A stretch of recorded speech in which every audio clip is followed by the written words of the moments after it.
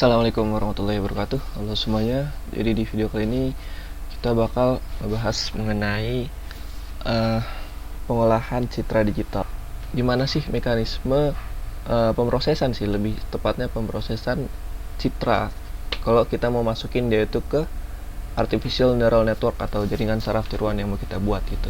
Soalnya kan kalau misalkan kita lihat ya di di pertemuan lagi di video kita sebelumnya, kan kita lihat gini, sebentar saya buka Jamboard dulu. Nah, kalau berdasarkan video-video sebelumnya gitu, jadi kalau misalkan kalian belum nonton, bisa coba ditonton dulu video sebelumnya, itu yang tentang cara kerja artificial neural network ini khususnya ya. Jadi kan kalau kita pelajari di video sebelumnya ini kan, ini misal nih jaringan saraf tiruan kita nih yang kita buat nih. Nah, ini kan dia inputannya kayak bedroom nih, jumlah kamar tidur nih, jumlah kamar mandi, luas, berapa lantai, ini semua dalam bentuk angka gitu. Sedangkan gimana kalau kita mau masukannya itu berupa gambar atau citra ya, itu ya. Nah, makanya itulah yang mau kita bahas di video kali ini. Gimana sih caranya kita memproses citra atau gambar sehingga kita bisa mengimplementasikan si gambar itu ke dalam model machine learning yang kita buat, model artificial neural network ini khususnya ya. Oke, kita mau bahas. Jadi mungkin kalian udah lihat di thumbnail, mungkin udah saya taruh soalnya di thumbnail itu sama gambar ini nih. Nah, kalau dilihat ini emang bukan gambar yang bagus ya, ini gambar acak-acakan nih, emang saya buat sendiri, ini emang sengaja saya buatnya emang buat ngejelasin konsepnya. Tapi kalau misalkan ini gambar ini sebenarnya ada istimewanya. Apa itu istimewanya? Nah, sebenarnya gambar ini saya buat pakai aplikasi yang namanya, nah ini LibreOffice Calc ya, kayak Excel atau pengolah spreadsheet atau apa ya, pengolah angka ya. Nah, kenapa saya buat pakai ini? Ini buat ngejelasin gitu. Jadi sebenarnya gambar yang kita lihat di internet atau ada di ponsel kita gitu, ini sebenarnya dia terdiri dari, kalau kita zoom terus ya. Nah, ini dia terdiri dari blok-blok warna ya. Ini kayak blok biru ya. Terus di sini kalau pas bagian ada gedungnya ya. Ini memang bukan gambar yang bagus ya. Saya mohon maaf di sini. Nah, ini kalau di gambar gedungnya ini blok hitam ya. Begitu ada di atas ini blok biru, terus di sini ada blok putih gitu ya. Jadi sebenarnya gambar ini, setiap gambar yang kita lihat itu direpresentasikan sama, dia itu sebenarnya kumpulan atau kombinasi dari blok-blok warna. Nah, setiap blok warna ini dia ini punya nilai, teman-teman. Dia ini punya nilainya dari mana? Nah, ini kita mau bahas di sini. Oke, jadi saya pakai Jamboard baru kali ya. Oke.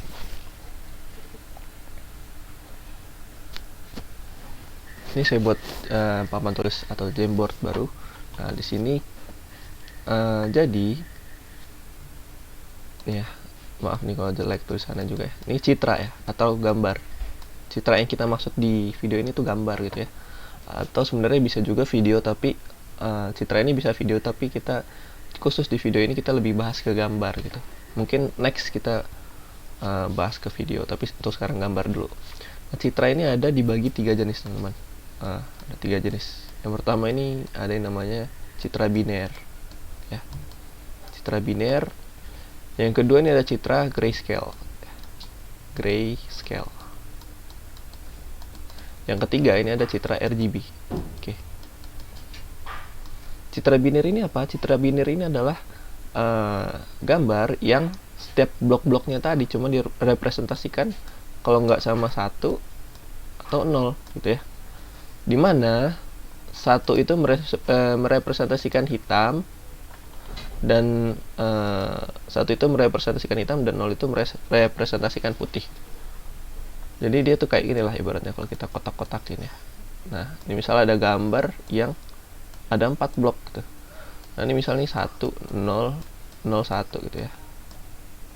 Nah ini sebenarnya dia nanti gambarnya jadinya gini, misalkan ini bakal jadi warna hitam, blok ini bakal jadi warna hitam. Oh ya, sebenarnya blok-blok ini apa? Blok-blok inilah yang biasa kita kenal sama blok-blok inilah yang kita kenal biasanya sama pixel ya. Jadi misalkan kita kan sering tuh ini gambar nih resolusinya berapa gitu ya. Biasanya kan 720 pixel gitu kalau nonton YouTube. Nah ini kayak gini nih. Dia berarti ada 720 blok gitu panjangnya, entah panjang atau lebarnya gitu ya. Tapi sebenarnya kalau misalkan kita lihat resolusinya langsung, resolusi sebenarnya tuh nggak cuma 720 pixel, tapi kayak ada berapa kali berapa lah gitu, kayak buat panjang sama lebarnya. Tapi kalau misalkan panjang dari gambar ini resolusinya 720 pixel, berarti kira-kira nih kalau kita saya drag ini, kita bisa lihat nih di bagian bawah sini ya, nih bawah sini mungkin di kalian nggak kelihatan, tapi ini tulisannya selected 5 rows 190 columns ya. Berarti tadi panjang gambar dari sini ke sini nih, sini deh, sampai mentok ini resolusinya 200. Ini kalau sekarang 215 columns, jadi 215 pixel kurang lebih. Jadi kalau misalkan kita mau yang gambar 720 pixel, kita tambahin lagi nih kita zoom out lagi ya. Nah di sini kita lihat berapa resolusi sini. Ini masih 308 kolom, berarti ibaratnya masih 308 pixel. Nah kalian bayangin aja kalau misalkan ada 720 pixel gitu ya. Jadi itulah kenapa kalau misalkan kita semakin gede pixelnya, gambar itu bakal semakin mulus, semakin detail gitu. Sedangkan kalau misalkan kita pixelnya semakin kecil, misal kayak 360 atau 144, itu kayak lebih geradakan gitu. Atau mungkin semakin kecil lagi kita bakal nemuin kayak kotak-kotak kasar gitu ya, karena itu semakin banyak pixelnya, maka semakin banyak pula yang bisa blok warna yang dimunculin gitu. Itulah kurang lebih teman-teman. Oke, sekarang kita lanjut ke penjelasan mengenai jenis citra tadi ya. Sini, nah ini tadi citra biner. Kalau citra biner ini dia nilainya blok-blok warna ini cuma merepresentasikan 1 sama 0, dimana 1 itu berarti nanti bakal hitam blok warna itu, sedangkan 0 itu bakal putih. Jadi nggak ada nih kayak ini biru nih, nggak ada, dia nggak bisa nampilin biru citra biner itu, dia cuma kayak gini nih, hitam putih. Nah ini kayak ginilah kurang lebih. Nah ginilah kira-kira gambaran citra biner gitu ya, cuma ada hitam sama putih. Oke, sekarang kita lanjut ke grayscale. Nah, grayscale ini dia rentangnya antara 0 sampai 255, teman-teman. Nah, dimana semakin dia ke 0, ini semakin putih. Ya, semakin dia ke 255, ini dia semakin hitam pekat gitu ya. Makanya ini grayscale, jadi kayak skala abu-abu gitu. Jadi, kalau misalkan kita, jadi dia bakal ada blok kayak gini nih. Misalkan ini berarti kan ukurannya ibaratnya 2 kali 2 pixel ya. Ini 1 gitu ya. Ini 255. Ini 100 misalkan. Ya. Ini 2 misalkan. Nah, 255 ini bakal jadi paling hitam ya. Sedangkan 1 ini bakal mendekati putih. Beda 1 yang di grayscale sama 1 di biner. Kalau 1 di biner menyatakan hitam, kalau 1 di grayscale itu dia mendekati 0, berarti dia tuh hampir putih banget gitu. Itu teman-teman. Jadi kalau si grayscale ini dia antara 0 sampai 255. Semakin 255 dia semakin hitam, dan semakin menuju ke 0 angkanya itu dia semakin putih. Berarti 1 ini dia putih banget gitu ya, tapi belum 0. Nah, ini paling hitam nih 255 tuh. Jadi kayak kalau kita gambarin di sini ya, ibaratnya gini lah. Kita kan mau buat citra ini tadi. Misal ini warnanya itu abu-abu segini. Nah, di sini kan tadi hampir putih banget ya kalau nggak salah. Jadi di sini, ya. Sini tadi hampir hitam. Tadi ini hitam ya. Nah, kira-kira kalau direpresentasiin dia gini kira-kira. Ini dia lebih di sini. Ya. Ini tadi nilainya itu 1, ini nilainya 2, nih 255. Ya, ini dinilainya berapa tadi? 100. Nah, jadi ini paling hitam si 255, 100 ini rada hampir hitam tapi nggak pekat-pekat banget. 1 ini mendekati putih tapi belum putih kayak gini karena ini 0. Nah, 2 ini lebih hitam sedikit daripada si 1 gitu ya. Nah, ini grayscale. Sekarang kita ke selanjutnya. Di sini ada RGB. Oke, sekarang ke RGB ya. RGB gitu ya. Sebenarnya RGB ini apa? RGB ini sebenarnya singkatan, teman-teman. Singkatan dari red, green ya, dan blue. Oke, maaf tulisannya jelek banget. Nah, di sini seperti yang kita tahu deh. Di sini red ini warna merah, green ini hijau, blue ini biru. Nah, sekarang pertanyaannya kenapa merah, hijau, dan biru gitu? Kenapa 3 warna ini? Padahal warna primer aja kan kalau nggak salah nggak ada hijau ya, tapi kuning ya. Nah, jawabannya saya udah sempet cari. Jawabannya itu ada di sini ya. Jadi si RGB atau red, green, blue ini adalah warna aditif. Ya, ini kalau kita bisa baca sendiri di sini dari informatika.uc.ac.id. Jadi warna aditif itu 3 buah warna yang 3 buah warna utama pada cahaya langsung ya. Itu ada RGB. Kenapa RGB? Karena tiap elemen warna dari ketiga warna RGB ini dapat menghasilkan hampir semua warna yang dapat dilihat oleh mata manusia gitu. Jadi kombinasi dari RGB ini bisa menghasilkan hampir semua warna yang bisa dilihat sama manusia, itu intinya. Itulah kenapa kita pakai RGB buat citra. Nah, ini tinggal intensitasnya yang diatur. Jadi setiap, kalau tadi kan citra biner itu kan tadi gini misalkan. Nah, kalau tadi ini 1 0 1 0 gitu ya. Ini biner. Kalau grayscale 1 2 4 4 100 0 gitu ya. Nah, kalau si RGB setiap blok ini dia ini kayak punya array. Ini ada 3 nilai gitu ya. Ada 3 nilai. Ya, ada 3 nilai. Ada 3 nilai. Di mana setiap nilai ini rentangnya 0 sampai 255. Gitu ya. Setiap nilai rentangnya 0 sampai 255. Nah, ini kan ada 3 nilai. Masing-masing nilai ini ada yang merepresentasikan red, ada yang merepresentasikan green, ada yang merepresentasikan blue gitu. Saya juga lupa urutannya, tapi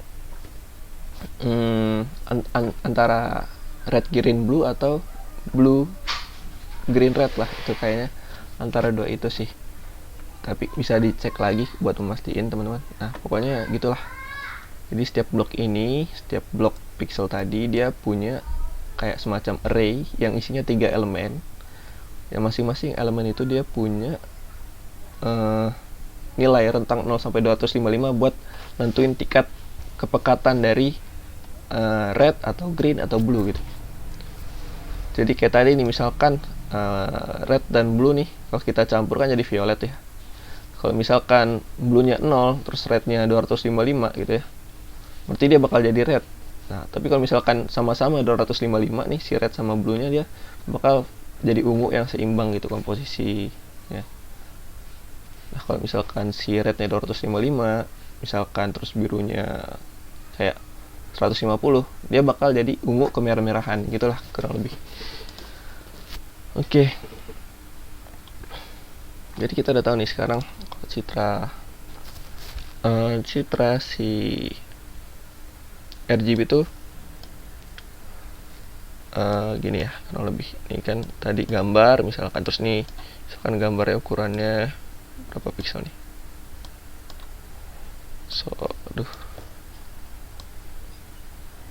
Oke. Nah, misalnya gambar ukuran 5 kali 4 pixel misalkan, anggaplah begitu.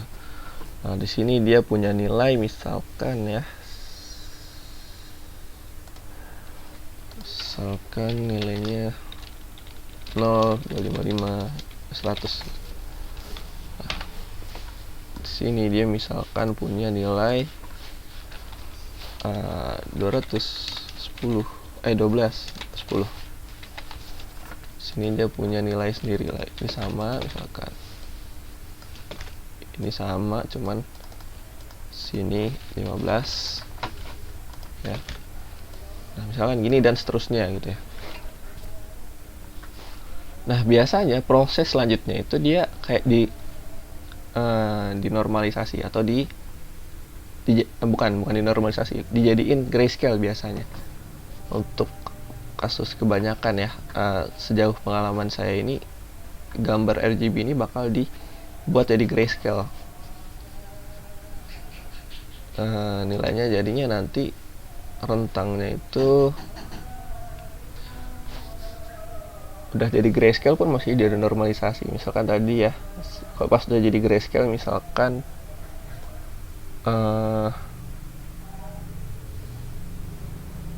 tadi udah jadi grayscale nih 255 misalkan ya. Nah ini bakal dinormalisasi. Ini bakal dinormalisasi. Normalisasi itu diapain? Normalisasi itu kayak dibikin yang tadinya range-nya 0 sampai 255. Yang tadinya range-nya 0 sampai 255 kita jadiin range-nya jadi 0 sampai 1. Jadi kalau si nilai grayscale tadinya 255 ini bakal jadi setelah dinormalisasi bakal jadi 1 gitu ya. Terus misalkan 100 ya. Ini kalau dinormalisasi bakal jadi 100 per 255. Jadi 100 per 255. Ya kenapa? Karena ini 255 bisa jadi 1 kan karena dibagi 255 ya. Jadi cara normalisasi grayscale itu biasanya dibagi 255 karena maksimalnya 255 gitu.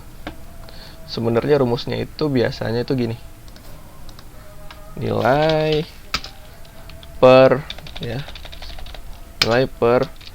max dikurang min. Nah, sini nilainya misal 100 kan tadi. 100 per maxnya 255 minusnya minimalnya 0 ya, karena 0 sampai 255 kan. Ini max 255 max, nah 0 min. Maka jadinya 100 per maxnya 255 dikurang 0, jadi 100 per 255 gitu ya. Ini jadinya berapa? Ini bakal jadinya, hitung aja, 100 per 255 0,39 ya. Bakal jadinya 0,39. Oke, berarti nanti bakal jadinya kurang lebih gini ujung-ujungnya. Ini ada ini 1 misalkan ya. Ini tadi 1, ini 0,39, 0,3 gitu ya, dan seterusnya. Tapi nggak semua, memang nggak semua yang citra RGB gini dijadiin grayscale gitu. Mungkin ada kasus-kasus tertentu yang emang harus image-nya dimasukin dalam bentuk RGB. Mungkin saya sampai saat ini kayaknya saya belum pernah pakai yang proses RGB secara langsung ya. Jadi biasanya saya ubah ke grayscale dulu. Terus habis grayscale dinormalisasi jadi rentang 0 sampai 1 ya. Tujuannya buat apa? Karena biasanya kan kita kalau misalkan mengukur akurasi itu kan ya, rentangnya 0 sampai 1. Dimana 1 ini maksudnya 100% ya. 100% itu kan sebenarnya 100 per 100 ya. Persen itu kan artinya per 100 ya. Jadi sebenarnya nilainya itu kalau 100% itu 1 gitu. Nah karena rentang akurasi 0 sampai 1, terus nanti loss-nya juga, kalau misalkan kalian udah lihat video-video sebelumnya, loss-nya juga rentangnya di 0 sampai 1 gitu ya. Maka ada baiknya nilainya kita ubah juga jadi 0 sampai 1 gitu. Jadi kayak gini, ada 1, 0,3 gitu ya. Terus misalkan saya buat di sini 0,2, terus di sini misalkan 0,9, sini 0,13, sini 1 gitu ya. Maka ini bakal jadi array yang isinya 1, 0,3, 0,2, 0,9, 0,13, 1 ya. Ini bakal jadi array yang kayak gini nih. Nah, kalau udah kayak gini ya, kalau udah punya kayak gini, enggak dong ya, mau diapain? Misal nih kita ada berapa elemen? 1, 2, 3, 4, 5, 6. Berarti bakal ada 6 buletan. Nah, 6 buletan. Gak muat ya.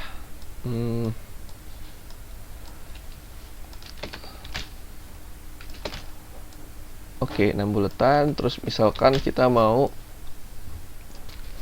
klasifikasi, misalkan ini tuh citra, kita mau buat model machine learning manusia, mau buat ngebedain manusia atau kuda gitu ya. Itu kan cuma 2 ya. Jadi ini kita definisiin, misalkan kalau hasilnya 1 ini bakal manusia gitu. 1 manusia, 0 kuda gitu ya. Misalkan gitu. Nah, ini juga penyebab kenapa kita perlu normalisasi nilai-nilai ini, karena juga hasil dari model machine learning itu juga rentangnya 0 sampai 1. Itu sebenarnya yang utama sih, tadi malah yang kesebut yang akurasi. Sebenarnya itu yang utama, karena hasil dari prediksi machine learning itu juga 0 sampai 1. Makanya kita perlu normalisasi jadi 0 sampai 1 juga nilai-nilai yang masuk gitu. Tuh. Nah, berarti sini kayaknya gini nih. Set. Nah, kita buat gini jaringannya. Putus. Nah, di sini ada hasil. Nah, di sini dia bakal masuk 1, di sini masuk 0,3, sini bakal masuk 0,2, sini bakal masuk 0,9, sini bakal masuk 0,13, sini bakal masuk 1 gitu. Nah, seperti biasa habis itu dihitung nih bobot-bobotnya nih. Tapi biasanya tuh kalau kita ngolah citra, kita nggak kayak gini doang nih, kita pakai deep learning. Jadi di tengah ini ada hidden layer yang cukup banyak, biar lebih paham lah ibaratnya machine learning itu sama gambar yang diproses. Jadi biasanya di tengah sini ada banyak hidden layer tuh, dan seterusnya. Nah, ntar dihitung nih bobot-bobot ya masing-masing. Nah, sampai di sini nanti kan bakal keluar nih, misalkan dia keluarnya ini 0,6 ya. Misalkan sini keluar 0,6. Nah, berdasarkan definisi kita tadi, satu ini kan manusia, 0 kuda. Nah, dia ternyata 0,6, berarti dia ini lebih condong ke manusia. Itu berarti kita bisa tarik kesimpulan kalau gambar yang dimasukin 60% kemungkinan dia manusia gitu ya. Jadi gitu kurang lebihnya seperti ini gitu ya prosesnya. Walaupun pada kenyataannya nggak persis banget. Jadi ini cuman kayak kita uraikan sedikit lah yang simple gitu, biar nanti kalau misalkan kita mau ngolah citra, mau klasifikasi lebih enak gitu, lebih paham karena tahu sedikit banyaknya proses di belakang itu. Oke, mungkin di video kali ini nggak ada ngoding dulu, nggak ada kita buat machine learningnya gitu ya. Tapi mungkin di next kita bakal coba klasifikasi gambar. Klasifikasi apa ya? Kita coba cari Kaggle. Saya tertariknya di ini sih. Kita coba di batu gunting kertas gitu ya. Kita nanti bakal bedain di situ. Kita bakal ngejabarin prosesnya. Oke, jadi kayaknya kurang lebih itu dulu. Kurang lebihnya mohon maaf. Assalamualaikum warahmatullahi wabarakatuh.